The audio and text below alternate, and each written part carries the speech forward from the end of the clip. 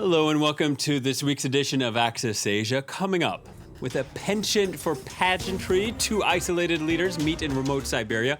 Russia's Vladimir Putin hosting North Korea's Kim Jong-Un for a high-profile summit. Indian-made cough syrups have been linked to the deaths of dozens of children overseas. We'll take a look at the origins of the scandal. And Malaysia's constitution forbids discrimination, but official policy also favors majority Malays over Chinese and Indians, who account for a third of the population.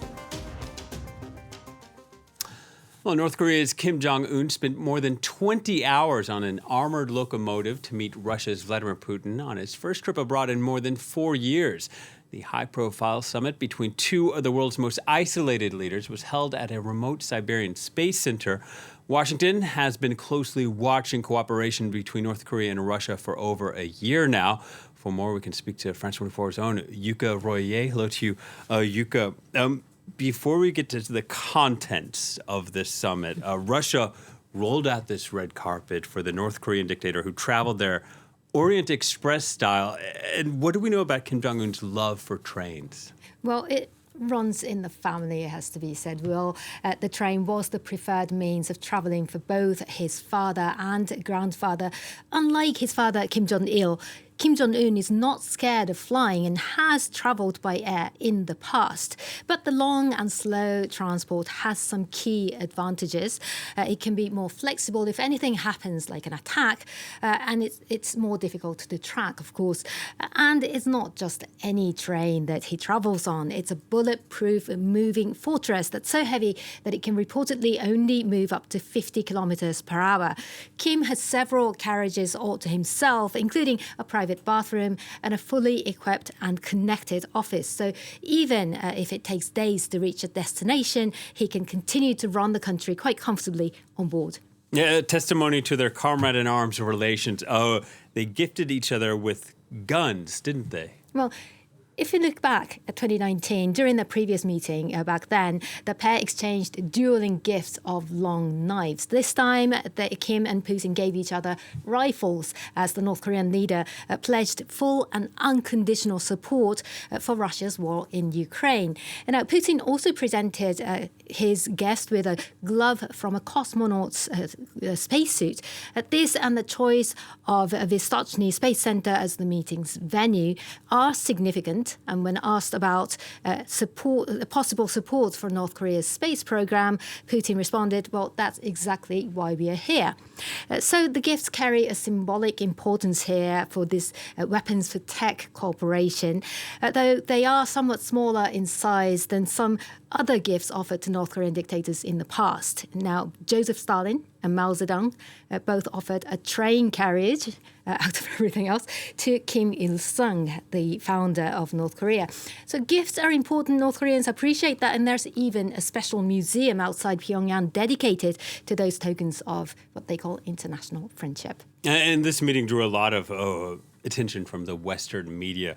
What were the reactions from North Korea's neighbors and the United States? Well, they're obviously alarmed. The U.S. does not want to see Russia replenish its stockpile of ammunition to be used against Ukrainian soldiers.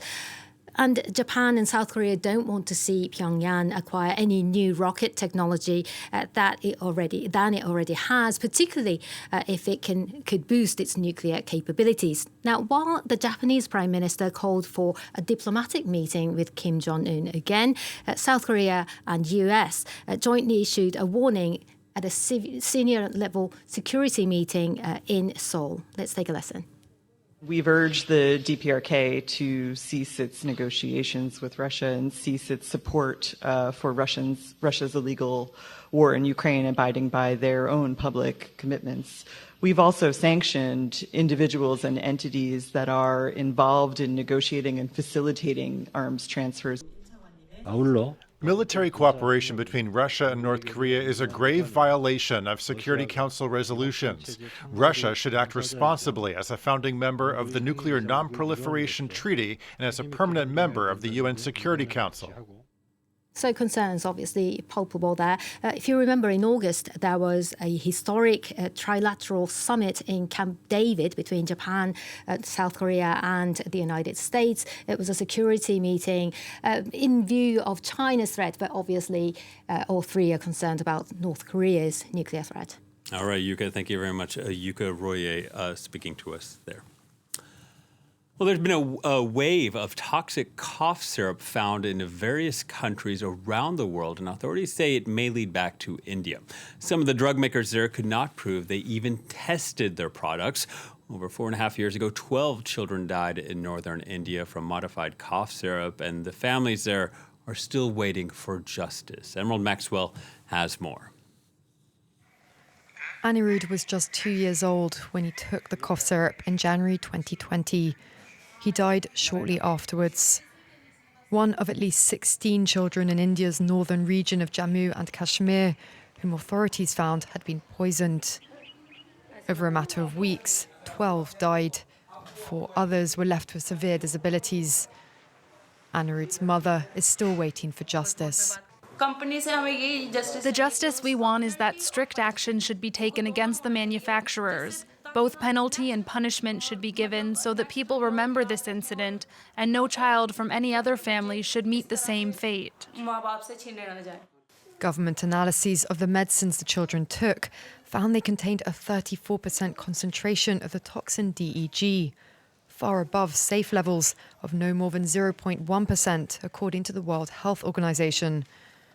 Sukesh Kajuria has been campaigning on behalf of the victims' families since March 2020. He filed a complaint against the regional government of Jammu and Kashmir. You are a welfare state, and your people, whose job it is to check these medicines, failed to do that. And you let these unchecked, spurious drugs be sold in the market. So you, the state government, is liable to pay the compensation. The regional government was ordered to pay the families of the 12 dead children $3,600 each in compensation. But for them, the court did not go far enough because it didn't hold the manufacturer, Digital Vision Pharma, to account. The drug maker has denied its cough syrups were responsible for any poisonings. But regulators say substituting cheaper ingredients when making medicines is common practice among some Indian manufacturers. This wave of fatalities may have just been the start. The WHO says that Indian-made cough syrups have been linked to the deaths of 141 children in Gambia, Uzbekistan and Cameroon over the last year. Prime Minister Narendra Modi's government introduced a new rule in June that all cough syrups for export must be checked in government laboratories. But it has not increased testing requirements for those sold in India. Malaysia has long suffered a brain drain. One major reason cited is social injustice. The country's constitution forbids discrimination against citizens based on sex, religion, and race, but also accords a special position for the so-called sons of the soil, various indigenous groups that make up nearly 70% of the population. That means for the minorities in the country, they face an uphill fight. Tilangan dreamt of being a doctor. Despite having excellent grades, he wasn't accepted to his medical school of choice because of Malaysia's quota system, which allocates less seats for minorities like him. Back then, when I didn't get, I was very upset. Basically, they already allocated for Indians there are this amount of seats that should be given. For Chinese, there should be this amount of seats be given, and also for Malays, this amount of seats should be given. Since there are a lot of competition for that seat, so I have to really outperform from the others to actually get into that seat. By global anti-discrimination standards, Malaysia's law protecting its historically ethnic majority is unusual. Instead of helping minorities, its affirmative action system is a major disadvantage for them. Tilangan's best friend is one of few Muslims who dare to criticize the privilege he enjoys being in the ethnic majority. Yeah, it's unfair. The system is wrong today because some people are taking it for granted. We can't really change the system, even if we want to. I don't think the system actually affects our friendships. Friendships should just remain the same. Since gaining independence from Great Britain in 1957, Malaysians were promised equality. Malay Muslims, who represent nearly 70% of the population, coexist side by side with descendants of Indian and Chinese migrants sent to work in Malaysia by British colonists.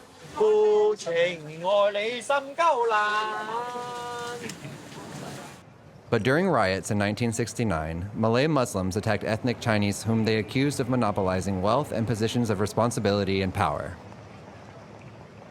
To ease the tensions, the government passed a series of affirmative action laws, which are still in place today, to ensure the Muslim majority would be guaranteed employment, access to education, and positions in civil service. This director made a documentary about the topic, telling the story of Indians across the country.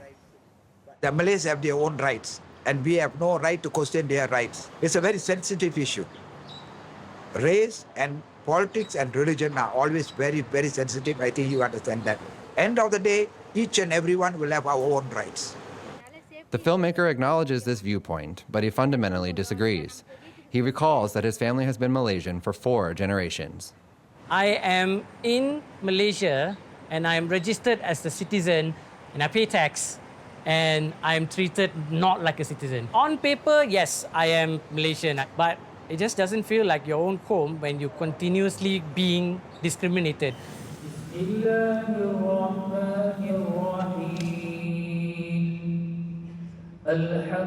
We asked Malay Muslims about the legal privileges granted to them being in the majority. In the Malaysian constitution, they have a special for the Malay. Why? Because this is our country. Chinese come from Chinese, India from India, but originally Malaysian is Malay is our country. People here just follow what the government said. Okay. The subject is taboo.